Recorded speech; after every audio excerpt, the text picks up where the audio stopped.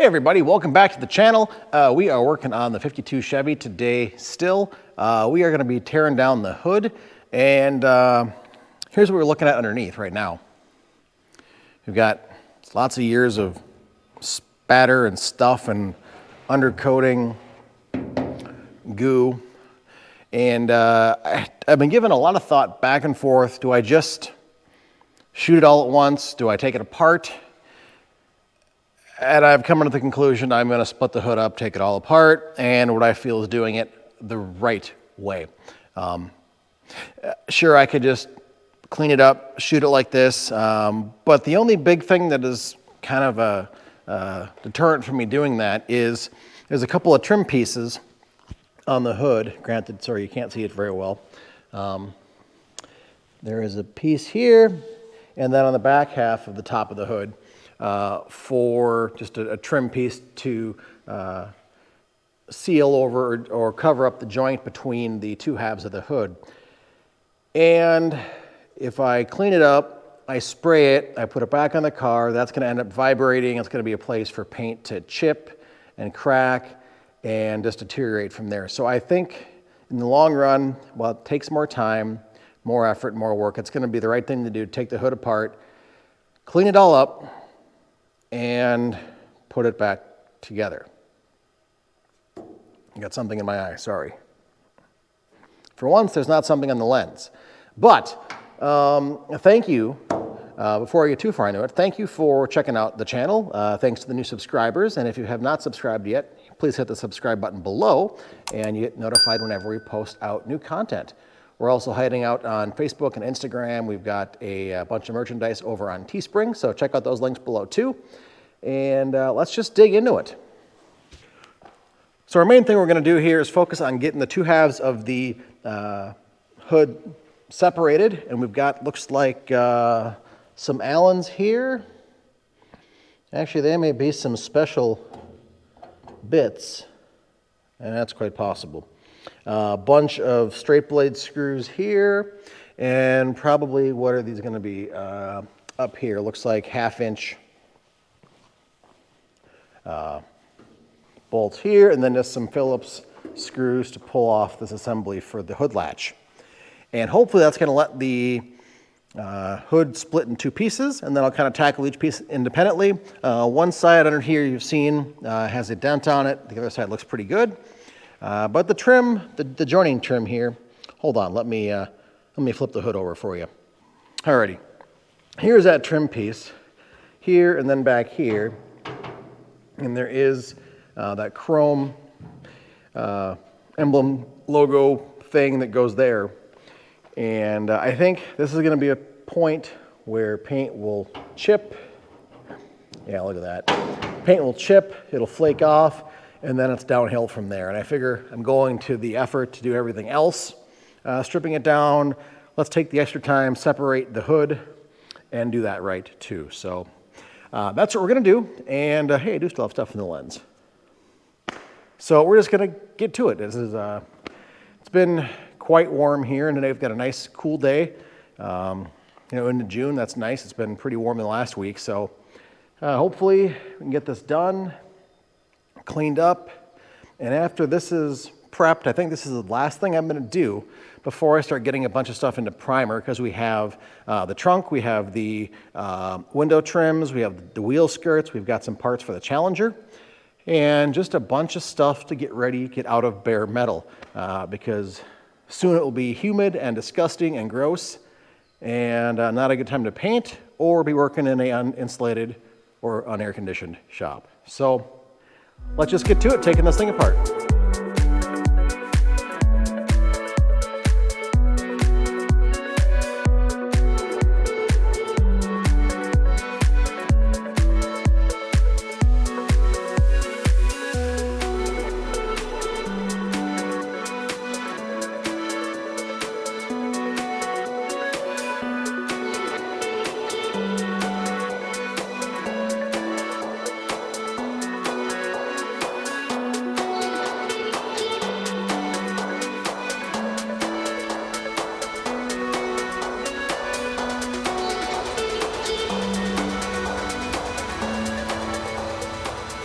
Alrighty, well, we're back, and this did not go quite as easily as I expected it to. All of these screws, I think there's probably what?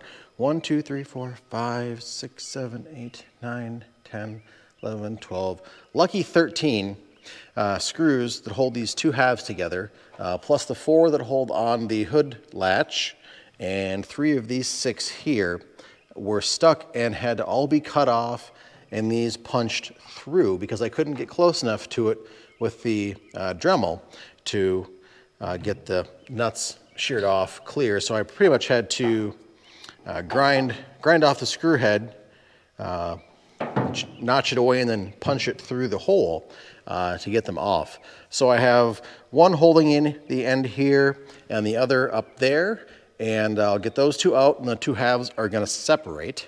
And from there, we're going to strip it down. I'm going to hit the inside here with the sandblaster and cleaner, because I did initially try with a bunch of penetrant. You can see the nice dirty stain there.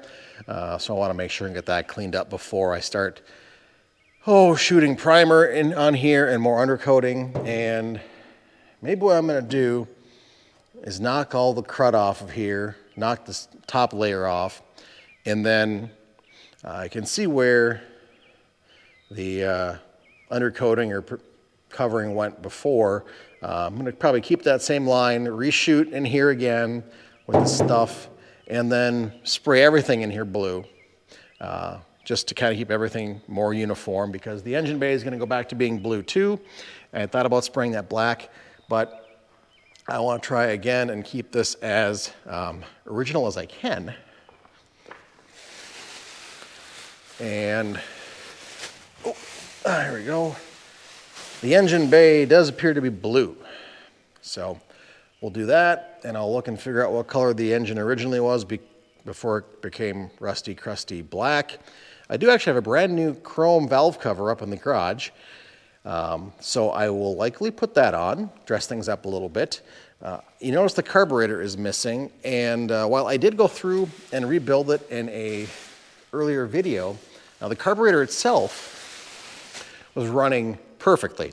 There was still just a leak of gas from where the linkage for the plunger went into the bottom of the carburetor, and that was not something I could fix, so I sent it off to the carburetor shop up in Forest Lake, and they sent me back a fixed up one ready to go. So I'm going to put that back on. That just arrived here today, and we will see how that works. I'll drop a link for them below, but they fix, rebuild, sell, service, pretty much anything.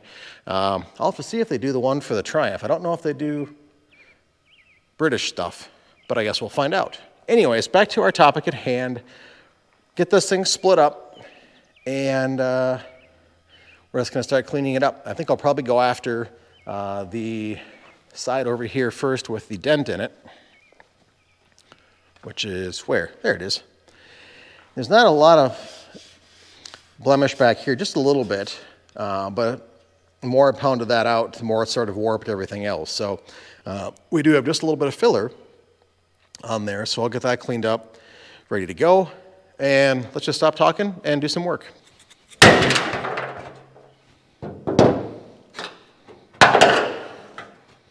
There we go. Look how easy that was. Now I just have to not drop the hood.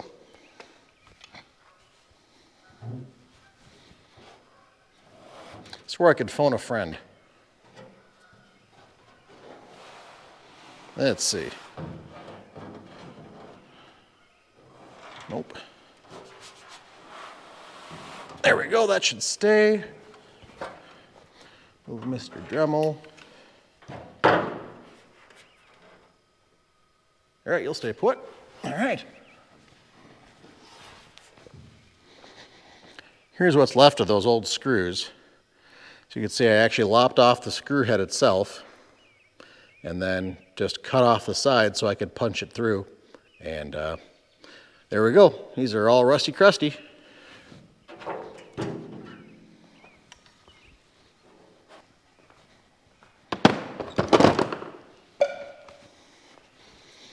Alrighty, now we are back to a more manageable size. So we are just going to go ahead and start stripping this thing down with a little spinning wheel and so here we go. We've got these little bumpers here that will end up coming off. We'll replace those. They're rubber, but they are far from soft and squishy anymore. All right. Well, hey guys, we are guys and gals. We are back. Nice day outside. Look at this. 80 degrees, not a cloud of concern in the sky. Good old glory flapping in the wind there. We took this time to come out with the sandblaster and run through the one half of the hood for the Chevy. And it was probably a good 40 minutes to get this cleaned up. And I want to do a side-by-side between this and the other panel. And I want to hit that with the wheel and see how it comes out. Now I'm going to hit the other side inside with a sandblaster just to knock all the loose stuff off of this undercoating and then clean up here in some of the trickier spots in the edge here. But by and large, I'm going to hit the top of it with the wheel and see what comes out better. Now, what I did do is, man, that's half of a hood. You can't really flip a car hood with one hand anymore. What I did do is hit the hood with my wire wheel lightly just to help knock out any more imperfections and paint may have been left behind. But this turned out really good. It's really smooth, and actually now it's really hot. Could go fry an egg on it. So this is gonna be, I think, turned out really well. We get just that one ding up here to contend with, but I didn't really uncover anything else in terms of big blemishes when I was cleaning off the hood. So that's awesome. That's gonna get this into prep really quick. So that's a big thumbs up. So we're gonna go ahead and bring the other panel out here, or the other half of the hood, and hit that with the wheel and see how we come up with results for that. So we're gonna have, nice weather here the next 3, 4, 5 days. So nice opportunity, come out here, get some work done, enjoy some sun. Yeah, I mean, the shop is nice, but it's much nicer out there. Alrighty folks, we are back, and yep, stuff on the lens. So I went ahead and got the first panel prepped. I got this little dent filled in. Just a little bit of skim coat was all it took, and that's good to go. And I started hitting the other half with the wheel, but it ended up being that some of these contours are a little sharp to try and get in here and not dig into the metal. So we're gonna go outside and blast off this other half of this hood, and we're gonna be about done with the hood. We've got the 4 little pieces for the trim, window trim, and then the other piece for the wheel skirt. And then we're gonna have a lot of Chevy parts ready for primer. I'm also gonna go ahead and take the trunk over there for the Challenger, and we're gonna finish getting that prepped for primer too. So when we come back in our next segment, we're gonna have a lot of stuff to prime. So we're gonna take everything, at least all of our air stuff, back up to the garage up the hill, and try and do a makeshift paint booth in there and get stuff ready to go. Try and piece together a DIY ventilation system to pull air through the garage for right now. I'd like to get one of those big inflatable paint booths down here, but that's about $1,000 I don't have right now. So we will go ahead and make do with what we've got, and eventually we'll get there, right? So let's go ahead and get stuff outside. Get our sandblaster hooked back up, and get ready to go.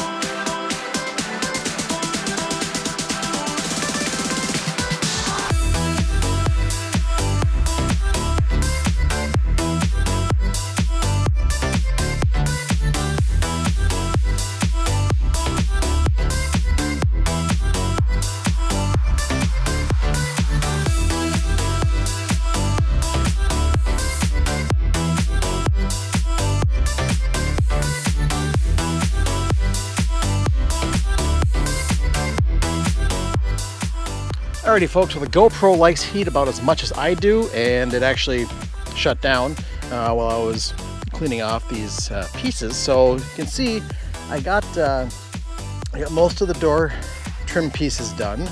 I need to get some more media and touch up the edges and insides a bit more. That little air compressor just is not enough to keep up, so it's taken forever. But I got the other 3 pieces done. I got the other hood trim pieces done. There's a June bug around here somewhere. Ugh. But I did get the hood done, the important part, so that's nice. I'll get that hit up with the wire wheel. You can definitely see the difference between hitting it with the media blaster, sandblast, or whatever, and the wire wheel, not the wire wheel, but the abrasive, rubbery, plasticky thing wheel, yeah. So our next step is to get a little more media here. What do I have got? I've got the Black Blast. There we go. That works pretty well. I'm not going to spend 50 bucks a bag for walnut shells. That's sort of insane for old crap like this. It needs decades of paint and grime knocked off of it. So this stuff works actually really well, and it's 7 bucks a bag at Menards, and I'm going to go with that. But need to get a little more of that, finish up those window trim pieces, and then we're going to get ready to paint everything up. So that's going to be the next episode for the 52, and yeah. Alrighty folks, well in the middle of working on all the panels and hoods and trunks for the 52, I want to take a minute and give you an update on the carburetor. While I did rebuild that earlier on, I was still plagued with an issue of fuel leaking from right down here, if you can see, this linkage out of the carburetor, and no matter where I set the float or anything, it would still keep leaking. So what I did is I sent the carburetor up to the carburetor shop in Forest Lake, north of me here in Minnesota, and they rebuilt it, got everything set up, sent it back to me, and it works great. It does not leak, it idles, accelerates, revs. It's like a whole new engine. Of course, the engine still needs to get rebuilt, but carburetor shop, if you've got a carb that needs to be rebuilt, send it to them. They'll rebuild it. They sell other stuff, other carburetors. If you need to buy a carburetor, they have carbs there too. A great group of folks, and they even will do the Goofy Stromberg thing over here on the Triumph. So I may send them that as well. I rebuilt that 7-8 years ago, and the car pretty much has sat for most of that time. And if I'm going to rebuild that engine, I'll have the carb rebuilt done too by someone who actually knows what they're doing. So let me go ahead and fire this thing up real quick, just so you know I'm not blowing smoke up your face. Smoke at your face, not up your face. Long day. It was hot. Oh, I'm tired. Let's see what we got.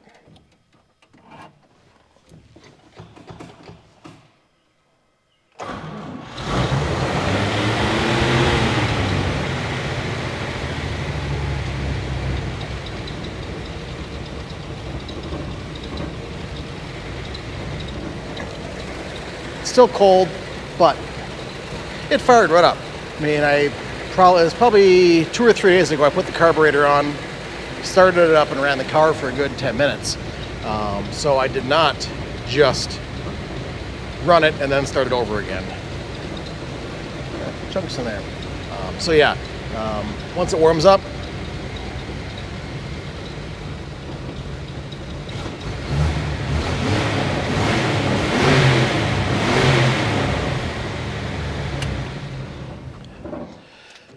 vibration from the exhaust in the back of the car. But when I did have the thing fired up and running and warmed up a couple days ago, it idled beautifully, well, as beautifully as it could for an original engine. That needs to be rebuilt. Look at all the stuff and the leaky goodies down there. But back to the important part, carburetor. If you need one rebuilt, send it to the carb shop up in Forest Lake, Minnesota. I'll throw a link below for their website and contact information. Certainly a great group of folks to deal with. Very responsive. Turnaround time, I said I really wasn't in a hurry, so it was a couple of weeks. And you know what? For the volume of stuff they do, and the effort needed to go through a carb, especially one like this that's old and crusty, I have no problem waiting for it to get done and done right. So, anyways, back to the body work. So I've got the other wheel skirt that we sandblasted off, and there was a crease in here. You may have seen it when I was clearing it off, unless the camera died. But there was a crease in here, and I went ahead and pounded that out with my dollies, and there are some other dents around the line here for where this lip fit up under the wheel well. So I got those all hammered down where they go. This is dry, and we'll get this sanded down, and that's going to be ready for primer. So really, we are this close to getting everything in primer, with the exception of the big blue thing over there, which is next on the list. But that's going to be another ball of wax because I've still got some door sill trim to take out, one more piece of trim here to remove, and a piece of the rear bumper yet has to come off, the glass has to come off, and I'm going to mask over the engine area. I'm not going to redo this right now in the engine bay, but when I repaint it, I'm just going to mask off. I'll probably spray down to here or something and mask off the engine, because when it all comes out, it's going to get all cleaned up in here, and I'll mask off all the new pretty stuff, or who knows, maybe it'll all still be in primer at that time. It just depends on how far I go with what I got. But engine comes out, all this stuff's going to come out, get cleaned up. My buddy Kevin did put a new one of those in there when he got the vehicle, so that's relatively new. Battery, that's new, but that's crusty. Airbox, tubing doesn't look too bad, but that's probably going to get replaced anyways, just because. Wiring, that's another fun story. It's all the old original 6-volt stuff. I want to keep the car 6-volt. I'll take a look at the wiring as I take it all apart and see what needs to be replaced. I mean, a lot of the connections, they're dirty, a little corroded, but the wires are still decent. They're not eaten by mice. They're not chewed up and destroyed and frayed. So we'll see. The original radiator holds coolant. Everything under the hood, with the exception of the carburetor and the fuel pump and lines, was in really good shape. So that's pretty awesome. Anyways, it's 90 out here today. So I'm going to retreat to somewhere with a little bit of air conditioning and grab a cold beverage. And we'll see everybody in the next video. Again, don't forget to like, share, subscribe, and check out our merch on Teespring. And until the next video, have fun doing whatever you do. Bye-bye.